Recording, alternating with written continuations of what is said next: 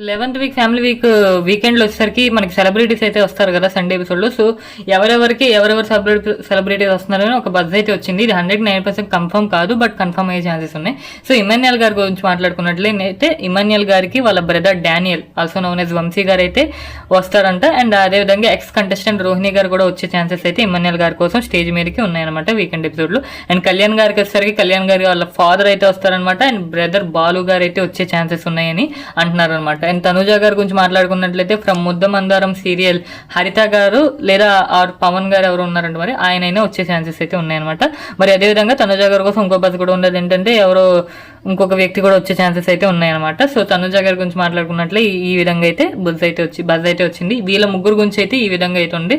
And Tanuja గారి sister marriage వచ్చేసరికి మనకి సాటర్డే అని అయితే అంటున్నారు. సో అందుకే తనుజ వాళ్ళ ఫాదర్ రాలేకపోతున్నారు అనమాట సండే స్టేజ్ మీదకి. సో ఇది 109% కన్ఫర్మ్ అని నేను చెప్పలేను, బట్ నేను చెప్పిన సిమిలర్ గానే వస్తారనమాట.